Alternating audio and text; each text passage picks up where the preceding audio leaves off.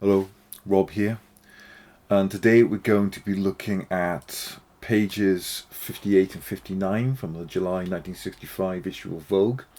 These are the first two pages in the Heatwave holiday spread that we're going to be, as part of your set text, studying.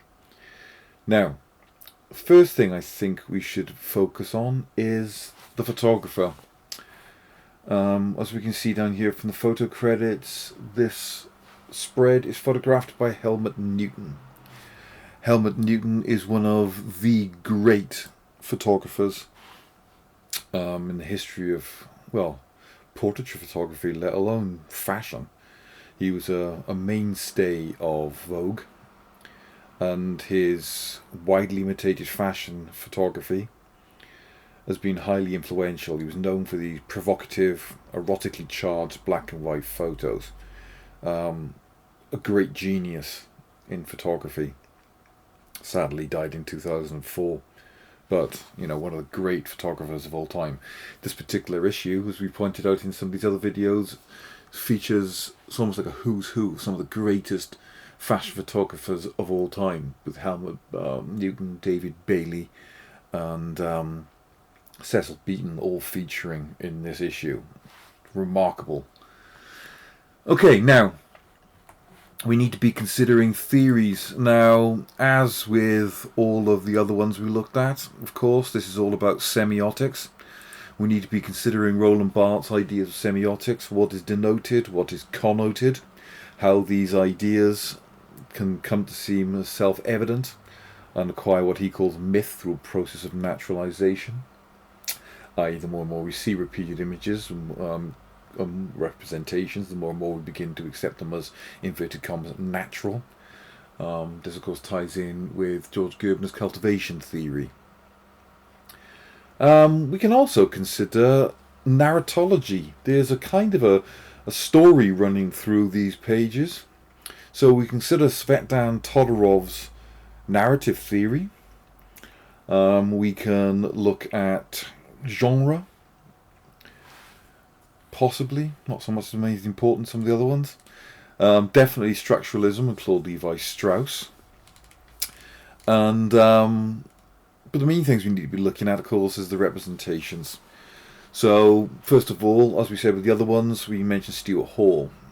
The idea that representation is the production of meaning through language, with language defined in the broader sense as a system of signs. So what semiotic signs are there in this spread that create the narrative, that create the representations? The idea that the relationship between concepts and signs is governed by codes. Well, those are the codes of, media language. The mass audio visual media, as Peter Watkins would call it. What stereotyping is going on? Who's being stereotyped? How are they being stereotyped? Is these stereotypes positive or negative? Do they relate to inequalities of power? Who is subordinate? Who is dominant? Who is excluded? Who is constructed as a different or other through ethnocentrism? This, of course, carries on to Paul Gilroy's post-colonial theory, which will become relevant in some of these pages. Again, the theories of identity, David Gauntless is telling us that the media provides us with tools or resources that we use to construct our identity. And, as Carl Rogers would say, we've all got this ideal self in our heads. And where does this ideal self come from? Well, it must be partly in media creation. The media present us with role models, ideals of beauty, ideals of perfection, of sexual attractiveness, of, of behaviour, about what a person should be, and of course we will try to live up to those. And I've said, in terms of genre, this is a lifestyle magazine. It is a women's fashion magazine as part of its subgenre, and these magazines are essentially adverts that are there to teach the reader how to achieve an ideal self. And of course, with a consumer lifestyle magazine like this, the way in which an ideal self is achieved is through the consumption of mass-produced consumer goods. All part of, the capitalist consumer society we live in. So the things that you own, the things that you wear, are seen as defining the person you are. And of course, being a fashion magazine which focuses on high fashion and haute couture. It's saying that the wearing of expensive consumer goods in terms of clothing and cosmetics make you in vogue. They make you chic, they make you fashionable, and therefore they make you desirable. And we need to consider some feminist theory again. We need to consider Lisbeth van Zoenen. The idea that gender is constructed through discourse, through discussion, that is, and its meaning varies according to culture and historical context. So obviously what it meant to be a woman in the 1960s is going to be different to what it means to be a woman today. But how different? The idea that the display of women's bodies as objects to be looked at as a core element of Western patriarchal culture. And again, obviously the women in this magazine are there to be looked at. They are there because of their beauty. That's why they are models. They are images of perfection as detailed by this magazine. This magazine defines what the perfect woman should be, and you, the reader, are meant to try to ascribe to that vision, to aspire to that. So how is that being constructed? Don't forget that, as Laura Mulvey pointed out in her male gaze theory, whilst the primary audience of this magazine are women, that does not mean to say that there isn't a male gaze going on here, because women are encouraged to look at other women from a male gaze, with a male perspective, i.e. they are encouraged to assess women in terms of their attractiveness to men, and indeed assess themselves in terms of their attractiveness to men. These narrative and visual codes that construct the body as spectacle are different from women and men.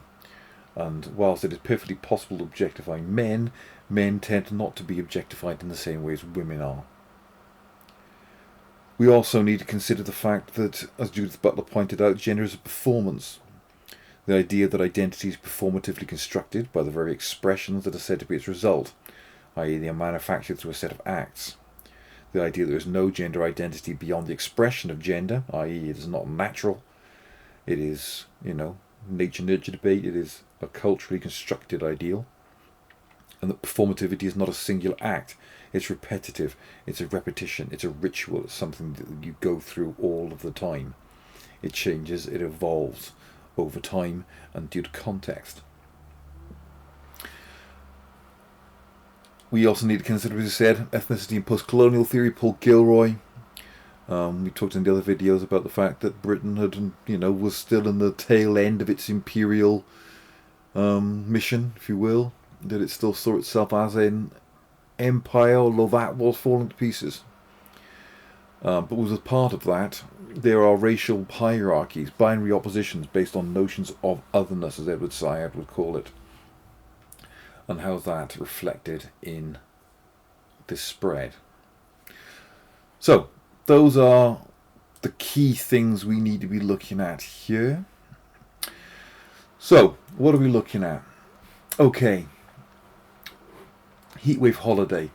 Now, this is a photo spread. So it's mainly photographs.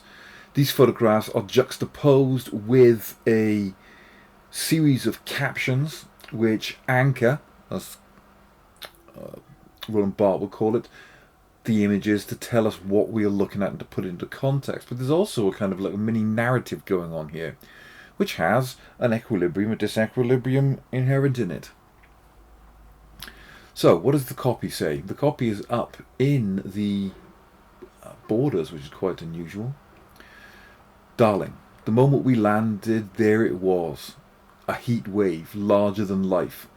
As we drove along to the hotel, the town seemed still and deserted. I unpacked all my holiday clothes. At least I'm all prepared for a sun strike.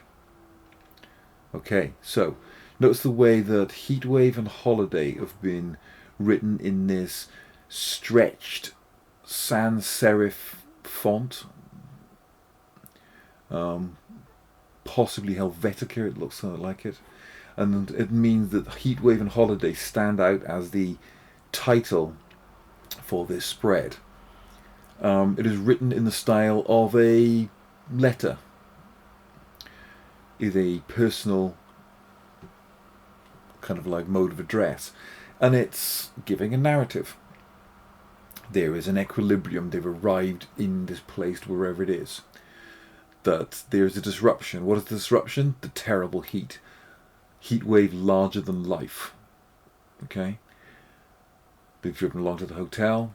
The streets seem still and deserted, giving it a kind of eerie feel. Presumably because maybe it's midday and the streets are deserted because everyone's indoors out of the sun. Interesting use of the word here, sunstrike. This is an archaic word that we wouldn't use today. Whether that was something that was commonly used in the 60s, I couldn't say.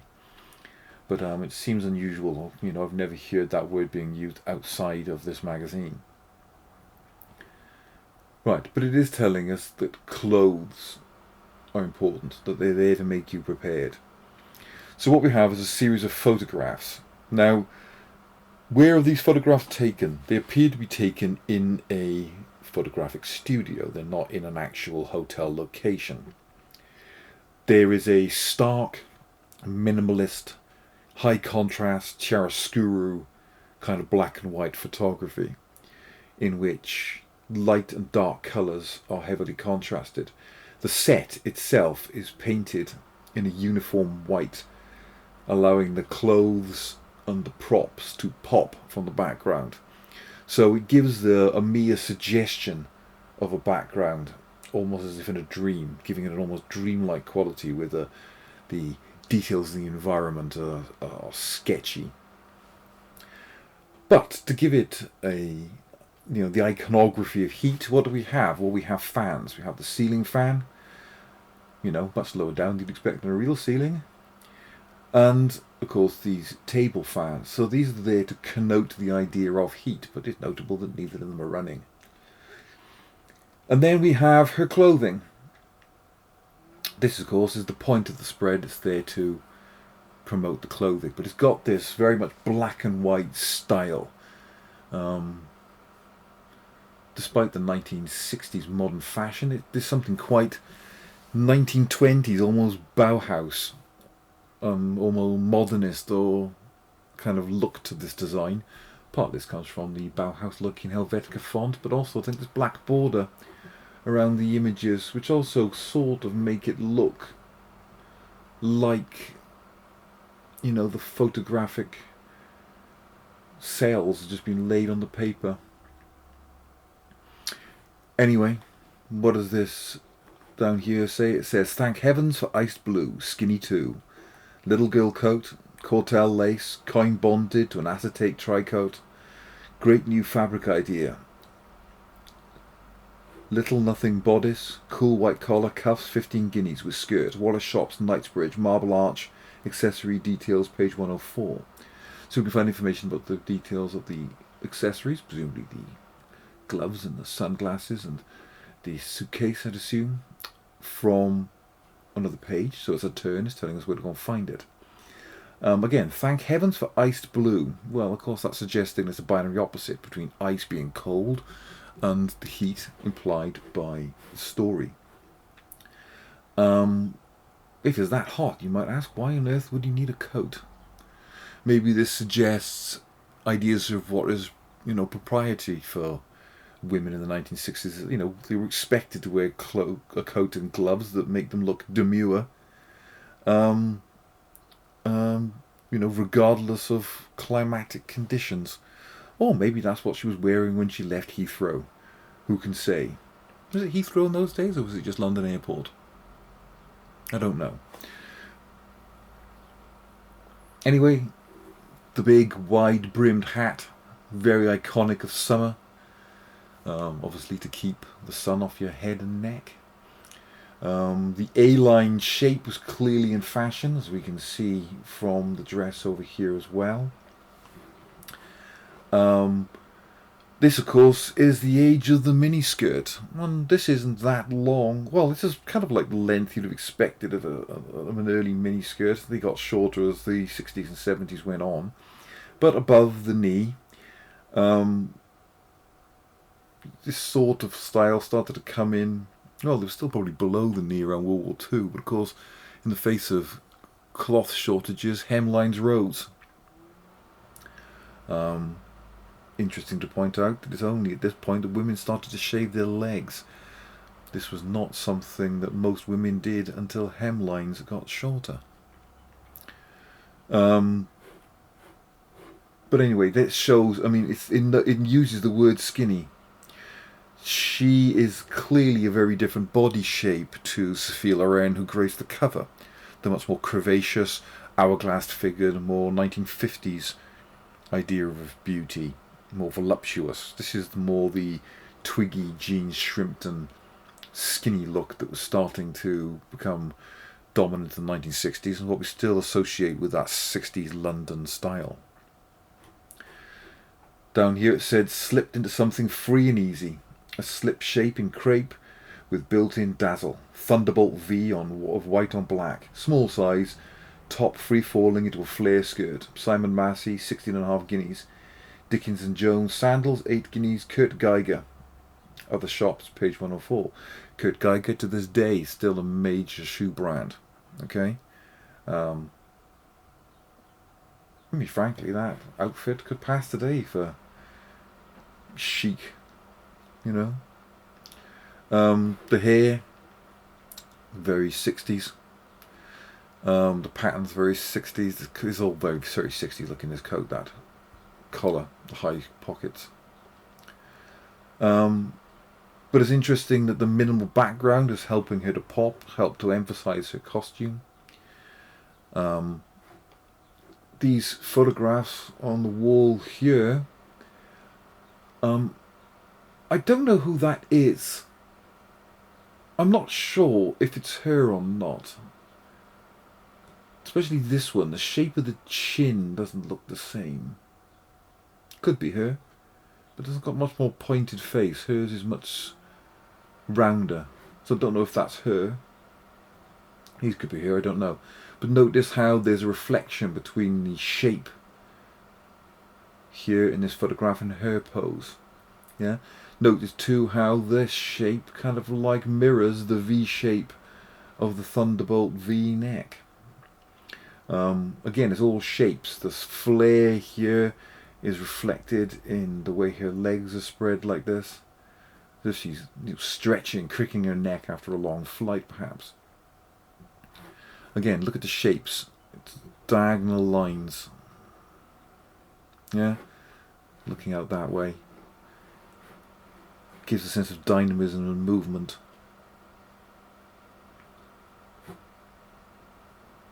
Anyway, superb photography. Excellent. Beautiful design, quite frankly, across this entire spread. The best in the magazine we've seen so far, I'd say. Right, so that's pages 58 and 59. Now on to the other ones in the spread in the subsequent videos. The next one we'll look at is pages 60 and 61. Catch you in the next one.